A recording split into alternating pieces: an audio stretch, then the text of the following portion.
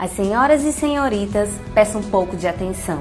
O pacto hoje junta toda a região e traz para refletir que o docente pode produzir. A produção do conhecimento estimula o fortalecimento da caminhada de alfabetização do nosso país e da nossa região.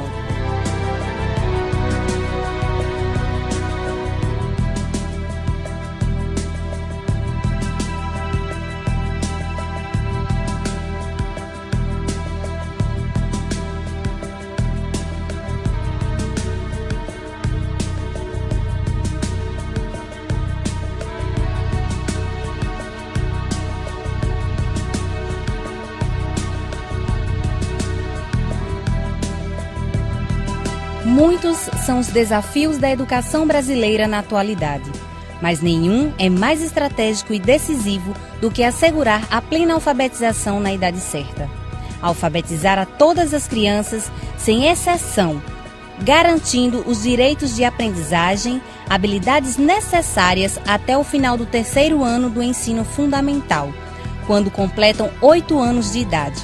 Esse é também o maior desafio do programa Pacto Nacional de Alfabetização na Idade Certa no município de Juazeiro, Bahia, que este ano traz como temática do 2º seminário Conhecimento, Autoria e Partilha, o professor alfabetizador, autor da sua prática, entendendo que a formação do professor alfabetizador se constitui como um espaço de constante reflexão acerca das teorias de aprendizagem e da prática docente.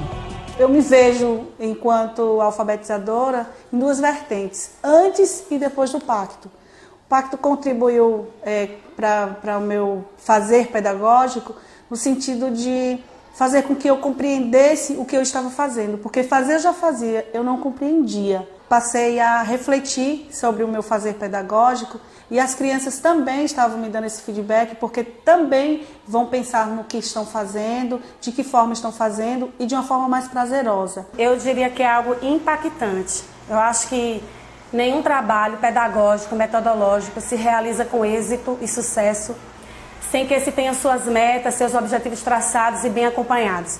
Eu acho que quando vou planejar, eu tenho minhas metas, eu tenho os meus objetivos a ser alcançado. Mas quando eu falo bem acompanhado, aí é onde entra o pacto como fator preponderante. Eu já participei de vários programas de alfabetização, mas eu vejo o pacto com uma abertura maior, que dá esse espaço ao professor de inovar na sala, de criar, de oferecer ao aluno uma forma prazerosa de aprender. E nós também, eu como educadora, eu me sinto realizada. Eu como profissional já fazia algumas atividades, mas com a chegada do pacto, trouxe olhares diferentes para atividades que a gente já fazia com frequência. Os alunos ficam empolgados com atividades. Eu fiquei muito encantada com o módulo de matemática, com o trabalho da matemática, porque trouxe muito diferencial para a gente trabalhar em sala de aula. Os alunos ficam encantados com os jogos que a gente faz, que a gente trabalha em sala de aula. O português também contribuiu bastante para a melhoria da qualidade na leitura, na escrita. O pacto ele vem engrandecer a minha carreira pedagógica, porque ele traz um olhar diferenciado, ele traz uma linguagem próxima, não só ao aluno quanto ao educador, e de fácil acesso para aprimorar minhas aulas, né? Então, assim, sempre que eu tenho dúvidas nas aulas, tanto português, matemática, ou as demais áreas do conhecimento, é lá que eu recorro, como subsídio, né, para engrandecer minha prática, que a gente tem que estar sempre engrandecendo. Facilita a aprendizagem quando você conta com parceiros, escola, professores, alunos, comunidade, pais e um programa como esse. Ele tem valorizado bastante o professor, principalmente o professor alfabetizador, nos dando suporte e bagagem para que a gente venha realmente trabalhar na função de alfabetizar o nosso aluno, de fazer com que o nosso aluno aprenda e possa transmitir os conhecimentos que adquiridos na sala de aula lá fora, na sua vida futura. As contribuições foram significativas, começando pela iniciativa de trabalhar sequências didáticas, melhorando assim a nossa prática. A autoria docente começou a se fazer presente. A produção foi valorizada e aqui a reprodução não é mais eficaz e que o docente é capaz. Formar educadores que fundamentem suas práticas e proponham soluções inovadoras e criativas para os problemas do cotidiano enfrentados pelos educandos em processo de alfabetização é, sem dúvida, um grande compromisso dessa gestão. Além disso, espera-se que as escolas estabeleçam um diálogo constante com as comunidades em que estão inseridas, fortalecendo a relação e criando espaços de aprendizagens colaborativas e, assim, garantir o direito de se aprender. A mudança foi a leveza de como a gente vai transmitir esse conteúdo para essas crianças. De que maneira mais concreta e mais dinâmica vai chegar até eles para que eles tenham uma boa compreensão do que está sendo apresentado para eles em sala de aula. Facilitou, porque mudou a questão do quadro, caderno, quadro. Nós trazemos de lá jogos que adaptamos ao mundo deles. Melhorou muito o desempenho da turma. Quando você chega com conteúdo na sala e só fala ou escreve, fica cansativo para o aluno. E quando você traz um jogo, uma história, conta de uma forma diferente, aí motiva a criança, chama a atenção dela e ajuda, né? O programa também, ele nos oferece um material riquíssimo. Ele nos oferece um acervo, uma caixa de acervo, onde tem livros didáticos, né? Livros paradidáticos, onde a gente pode estar oferecendo ao nosso aluno.